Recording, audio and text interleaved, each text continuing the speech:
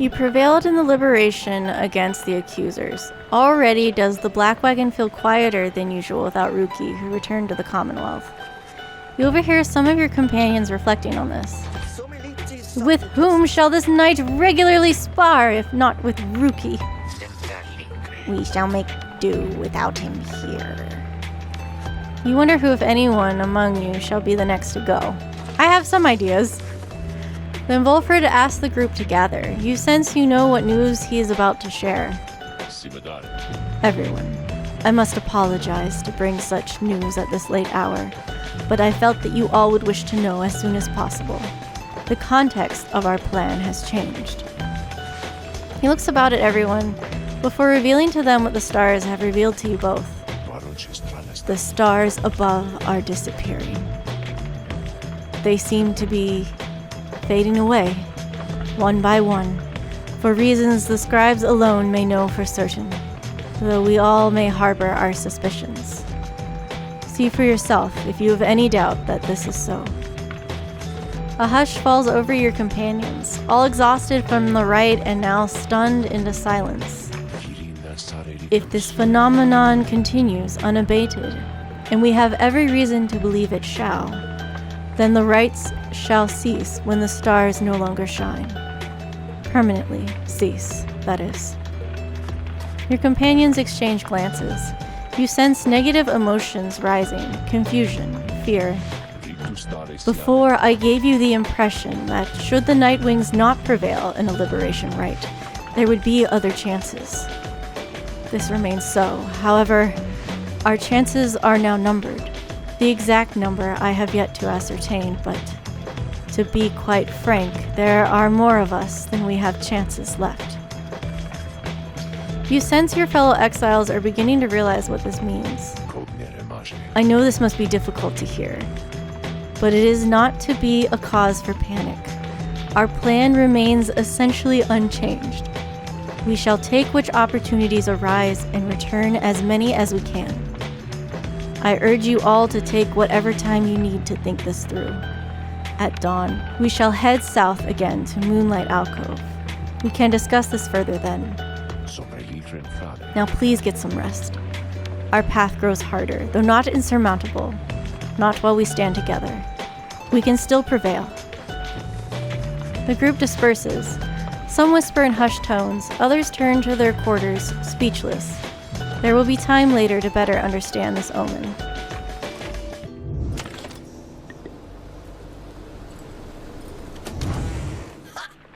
Sir Gilman, I'm going to read this.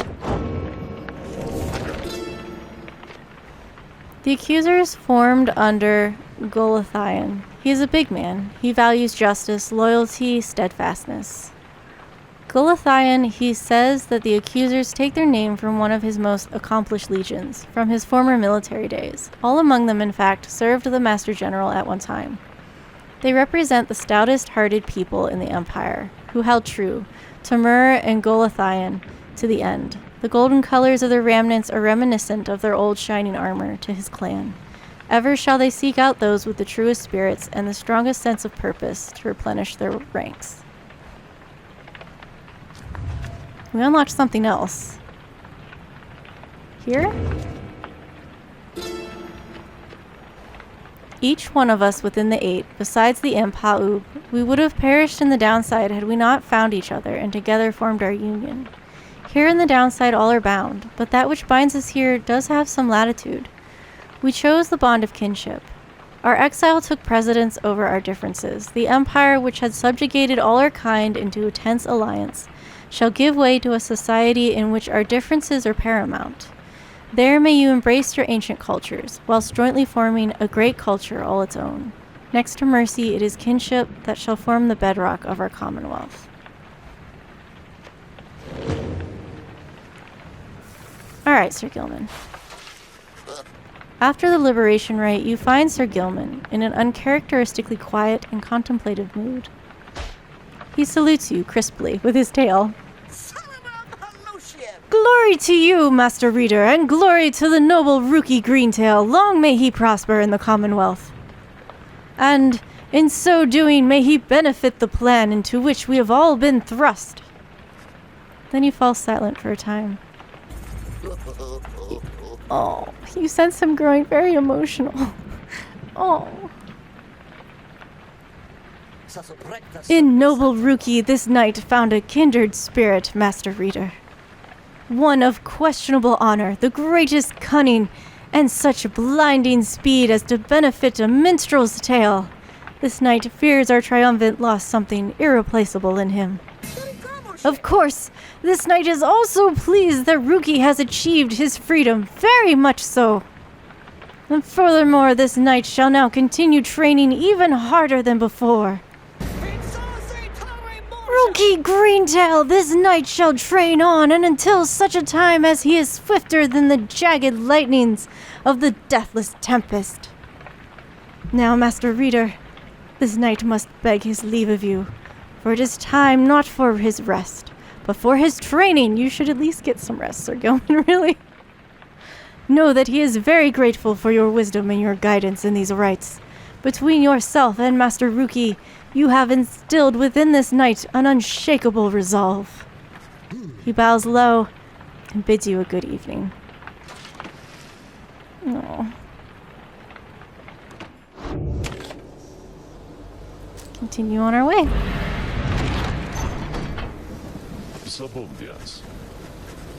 Good morning, everyone.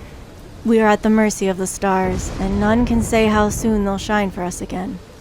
Let us recover for a while at Moonlight Alcove and decide how to proceed.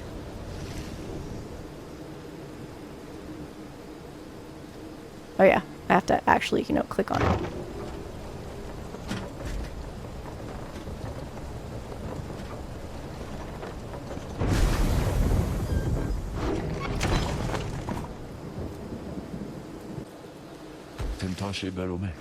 Best make yourselves as comfortable as possible here for the time, Nightwings. The rites ought to commence again before we know it. Until then, be well. Thus you and your companions remain on the mountaintop, waiting for the stars to shine again. The cycle of the rites is ending. The news that Volfred and the lone minstrel revealed to you now threatens to disrupt the group's resolve. Who most deserves their freedom? Can there be any hope for your revolutionary plan to change the Commonwealth if too few exiles manage to return? These questions hang like a fog over you and your companions as you linger here on Mount Holidel. For now, the exiles of the Nightwings vow to stick together for as many opportunities as they shall have. Many moons pass. One cold evening, holy frick, it's snowing, Volfred finds you off on your own. Well, my kin, it's time once more. Come see. Volfred indicates the sky, and through the snow you see that he is right. Soon, all of your companions are gathered. Volfred regards the group in his steady manner. As you all know, I have refrained from participating in the rites myself. This was a long-held choice of mine for a variety of reasons. Chief among those reasons is so that I might direct our plan, free from unwanted attention, both from our adversaries here and those who would oppose us in the Commonwealth. Another reason is my past experience conducting the rites did not end on good terms. Before my time, the Nightwings comprised 3 exiles: Brighton, former exiles who conducted the rites alongside Ulrich and Ursa, and Oralech. Little Tizzo was with them as well, still learning in their ways. After Brighton regained his freedom in the liberation rites, the Nightwings took me in.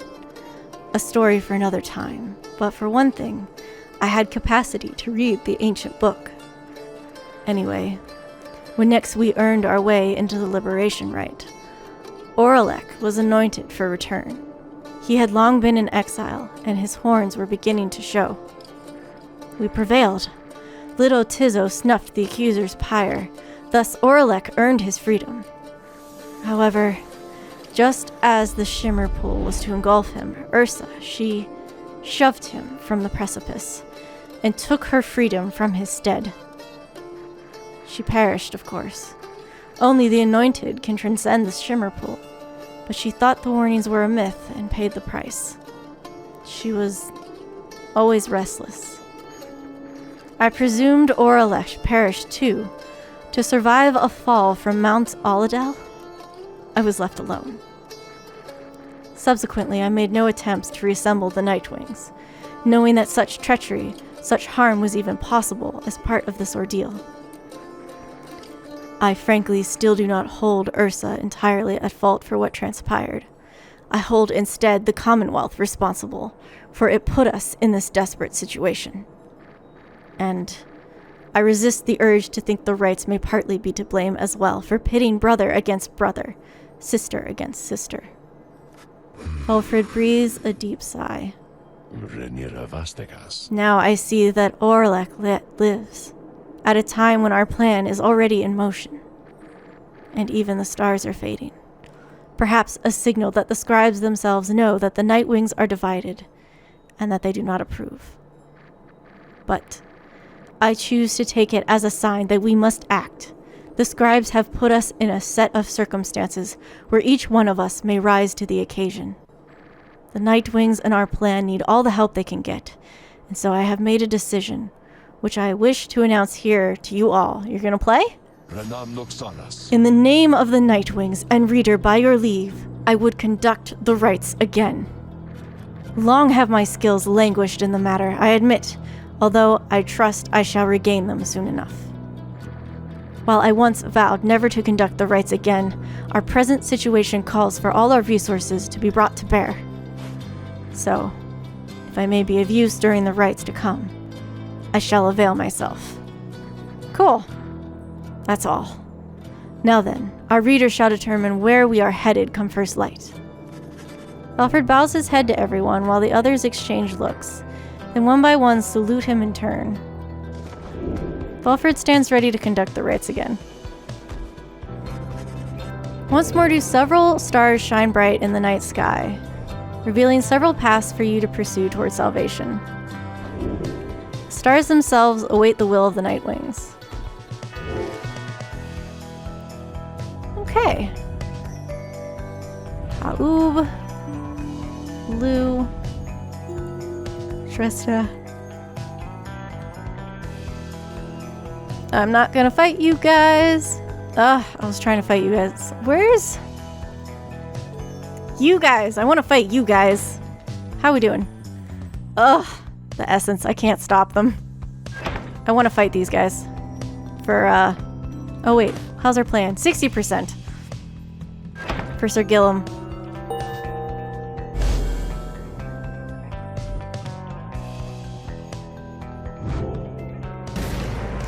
Is this night to understand that we shall soon confront Sir Deluge and the Pyre Hearts once more? Then this is to be a most exciting time. This knight's one-time commanding officer, imagine if you will, a worm without the slightest trace of bravery. Sir Gilman then recants his tale of Sir Deluge's past and how it is that they wound up together in the downside. Sir Deluge, a worm knight of the Sea Dominion and former ally of Sir Gilman, he lacks the sort of courage for which his kind is known, yet somehow leads the Pyre Hearts anyway. Some worms born under the Sea Dominion's waters sought life's meaning on dry land. The Commonwealth recognized their chivalrous traditions and soon put them to use. Sir Deluge was just another bit of frontline fodder in the war against the Highwing remnants, yet time and again he distinguished himself for one simple reason: he would not die. His unusual instinct for self-preservation kept him safe in many battles, and over time he was repeatedly promoted for lack of any real competition. Then, in the Battle of the Spiral Sanctum, when retreat certainly was not an option, Sir Deluge retreated anyway. This was a breaking point, and he at last was sentenced into exile. The burned-down remains of the old capital of the Commonwealth. The remains stand as a warning to those who would seek to spread forbidden knowledge. In the downside, he sought water, where he made contact with Sir Gilman and other members of his kind. They all saluted him as their superior. The other knights had little choice but to respect his rank. As the Pyre Hearts, they conduct the rites in the name of their great hero, the Under King Orez, while adhering to their strict code. This knight might not have failed quite so miserably at the Battle of the Spiral Sanctum had his entire regiment not turned in disarray after Sir Deluge fled. Perhaps by confronting his former commander, this knight's own honor may be regained in part. But for now, however, this knight must beg your leave. You say goodnight to Sir Gilman in turn. There is no time to make flight preparations now, though in the morning you will press on once again. Okay, we got Volfred's bio. Oh, there you are. Cassus. He was born on the 21st of 6th moon, suggesting he's contemplative and passionate. Look at his... He's like... Damn. His crime was publishing, and his motive... He's been here 9 years. By day, he was an unassuming history professor. By night, he operated a small but illegal stamping press of his own design, which he used to disseminate provocative ideas concerning how a truly peaceful commonwealth might look. When his underground press was at last discovered, it was publicly destroyed. Eventually, he too was found and cast down. In the downside, he was taken in by the Nightwings, who sought someone with his experience. Since then, he hatched a long-term plan to recruit like-minded individuals who must stand together to usher in a new age for the Commonwealth.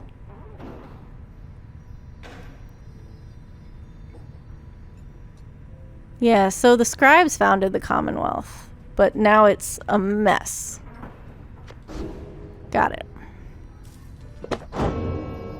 We had a couple pages in here. Oh, maybe just one. As an exile of the downside, as reader of this book, and as conductor of the rites, you are engaged now in a cycle which has lasted since the dawn of this age. Here within this part of the book is offered summary of all key figures, locales, terms, and astral phenomenon you should encounter, either first-hand or in passing on your path. To know the history of the downside and the rites is to prepare yourself to walk the path toward enlightenment, and then to liberty itself. Should you be free again, remember, reveal not the rites themselves, nor the existence of this book. Huh. So it's not just the Commonwealth that refuses it. I missed something. Oh, terms. I'm good. I don't need to read these. I don't feel the need to read these. Okay. A list of terms which you may wish to know. Oh, these are the different scribes. Okay. Still, I didn't go through them all. A list of so these are the triumvirites. Citizens of Sar. Oh, demons. Okay, the different races. The different regions. Essential landmarks. Greater Titans, the different Titans, okay. Scars. Oh, these are the different stars, okay. Alright, the different signs, astral signs. Is that it? Okay, alright, we're good.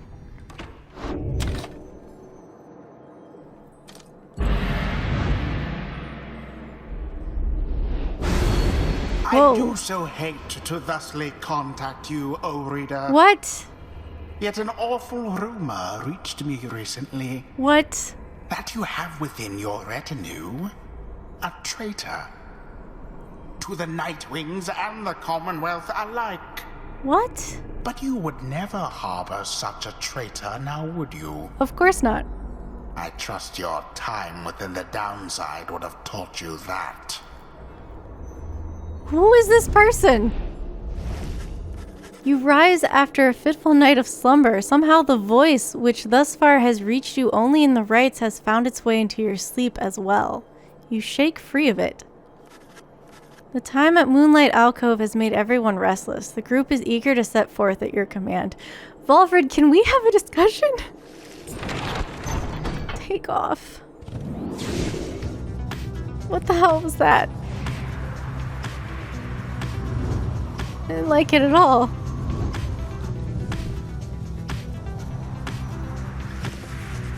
As the wagon soars across the skies above Waking Wood, you notice Fulford appears lost in thought. You cannot sense straight away what he is thinking. Do not mind me, reader. It is simply that being here in this vicinity, it brings back a lot of memories and gives me much to ponder. I hid within those woods for many, many years, making preparations for our plan. I cast aside my remnants and became untraceable. There I waited, for the plan to germinate. So it means a lot now to be here, above that place, at least. Quite the view, wouldn't you say, my kin?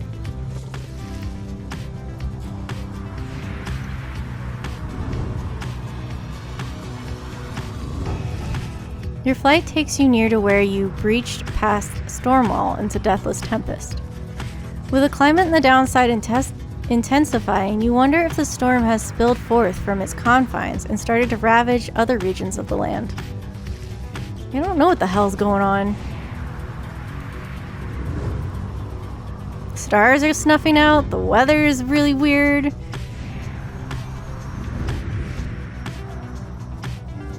Bertrude suspects you may find something of value.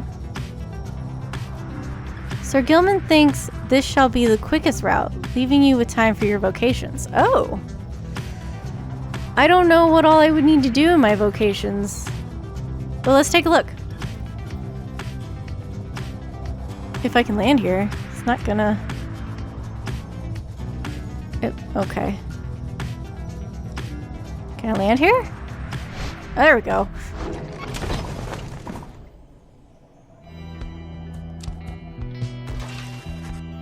You and Sir Gilman make a quick search of the rocky paths of Shunt. However, you find nothing of note. An uneventful trip, but then it gives this knight more time to practice his techniques.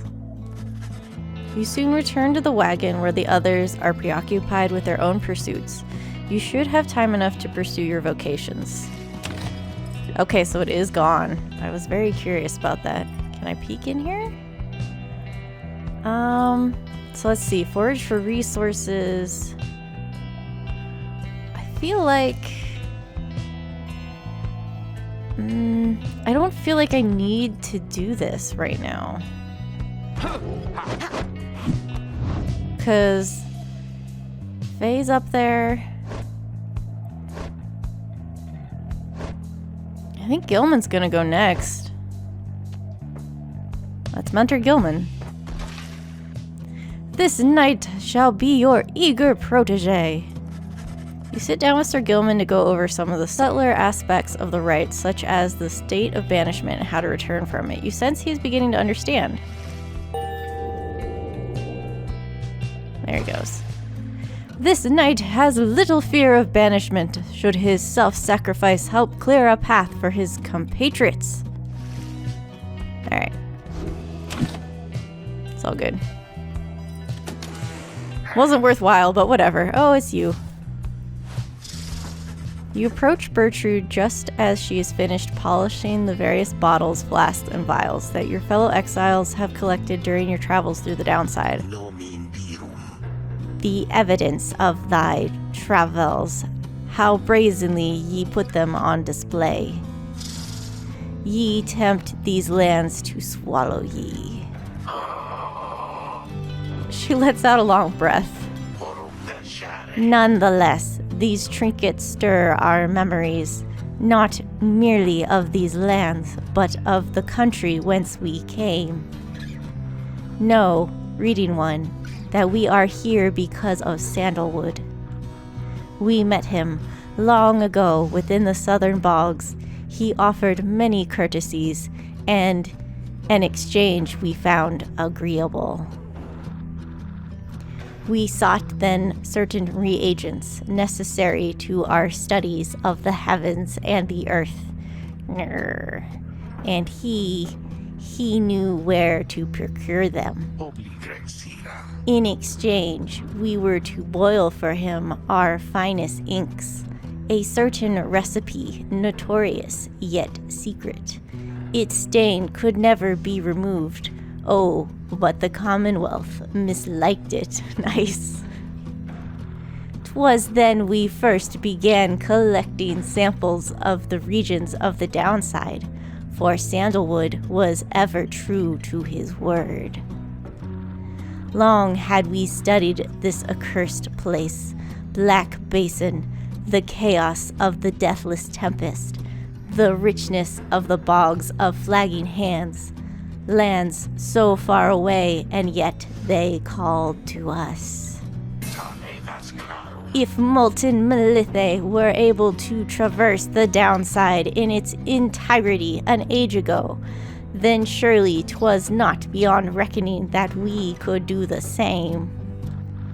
Furthermore, but she hesitates.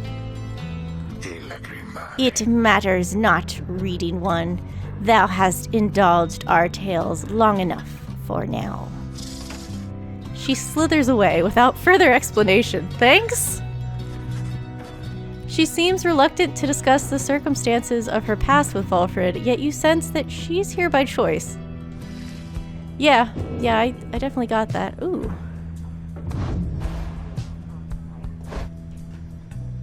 If you needed someone cursed, or guarantees of fortune on a big day, or to consult with elder patrons such as Open Unburied or Maris Needle Eyes, you would go see Big Bertrude. She was one of the most infamous alchemists of her day and plied her trade right under the Commonwealth's nose, without regard. Ironically, it was a modest-sounding request for printing inks that ultimately got her into trouble, resulting in her exile. In the downside, her reputation preceded her, and she resumed her practice. Pisher? She was born on the 22nd of Second Moon, suggesting she is introspective and thoughtful. The crime was conspiracy. Yeah. All that crazy stuff, and it's printing inks that got you in trouble. Nothing for me. Didn't think so.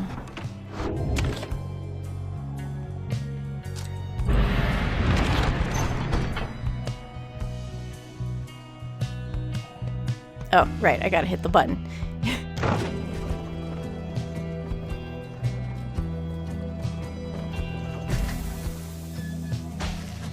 The wagon comes to a sudden stop after a near miss with someone or something that got right in its path. At first you see no sign of whomever or whatever it was, but then a voice rings out from off to the side of your path. The friendly yet somehow aggravating tone leaves little room for question as to who it is. Hey guys, so maybe watch where you're going a bit more next time, I guess. You must have scared Dad half to death. I mean, just look at him. But it's good running into you like this, cause I got for you a really special deal. We got some pretty out there stuff on hand, and it's been slowing us a bit, to be completely honest here. Something about him, I don't know, but Dad just hasn't been himself. But once we open shop with these little numbers, they're gonna go flying off the shelves. And you can have first dibs. All you gotta do is give us a lift, cause you're headed to the Karn of Haub, right? Just drop us off when you get there, okay? The Black Wagon does not provide for you the most spacious accommodations, but it may have room enough for Falcon Ron, barely, at least for the short remainder of your trip. On the other hand, you sense a troubling energy from whatever strange artifact he's transporting right now, and wonder whether you should get involved. Falcon Rotten, yeah, he can get in. The Slug Market proprietor seems in need of some assistance that you may as well provide. Though your fellow exiles exchange cautious looks, you invite Falcon Ron to climb aboard. Oh, great, guys, thanks. I'll just, squeeze right in, just... He does not? Dad, come on! Put your back into it already! Eventually, Falcon Ron manages to get on board as you prepare to set forth again. Falcon Ron has joined you, for now. After what felt like an interminable trip, during which Falconron did not even once cease to speak of matters relevant only to him, you reach your destination. Anyways, thanks guys. Remember what I said? These thingers I got here, you got dibs on them. If you come visit me and Dad, that is. Now we'll be going, so we'll be seeing you, okay? Whether from Falconron's ceaseless drivel or the ill effects of his cargo, everyone is left feeling out of sorts. Aw. -5 glory? Oh, try not to think about it. Oh, come on. I was trying to help out a friend. That was rude. Oh, hey, guys. Thanks again for helping me and Dad back there. We really owe you one. So, as I promised, I got something really, really good in stock for you right here. He pauses for dramatic effect. Then, he reveals to you several artifacts. Black hoof. 100% more stamina than usual, but cannot grasp the orb. What use is that? After getting banished, the bearer either returns with infinite stamina or as a fast-moving howler. I don't remember what a howler is. Oh, those things that we fought. The bearer's aura remains while grasping the orb but cannot be cast. Ooh, that's nice too. It can't be cast, but it keeps it. Alright, well, I don't want that. Black Heart and Black Claw sound nice though. They emanate with energy that cannot possibly be completely healthy. Nice, huh? You guys got first dibs on these bad boys, and I can tell you what, they're gonna go fast. Alright, you have no Stardust for me. How much are these? Oh, they're not expensive. Well, that makes me feel strange. I want that for sure.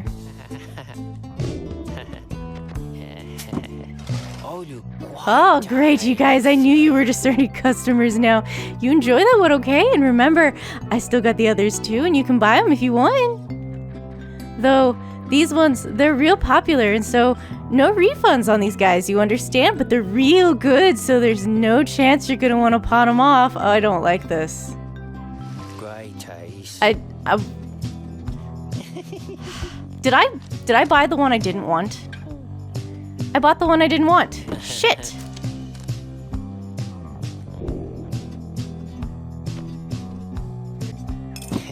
Okay, he let me sell that one back. Good. That's the one I didn't want. I wanted this one.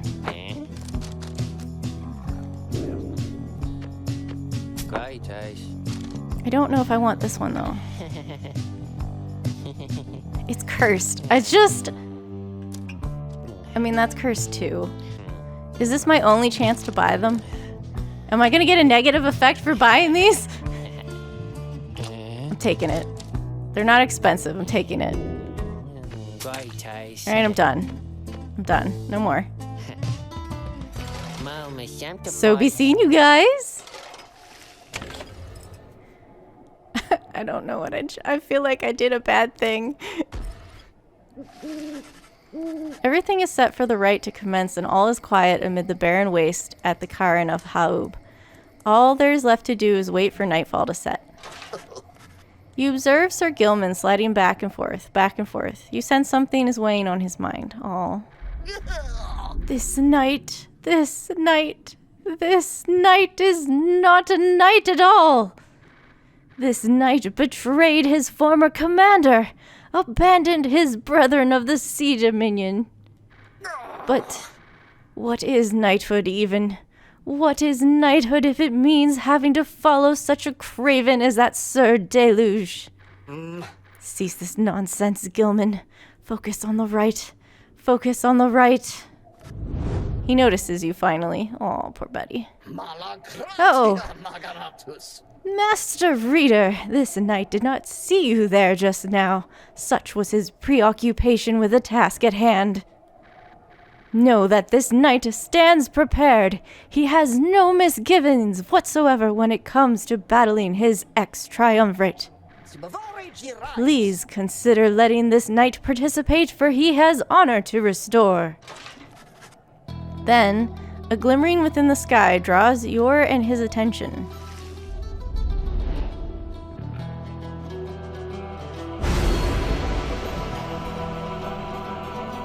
More of these. don't even want them.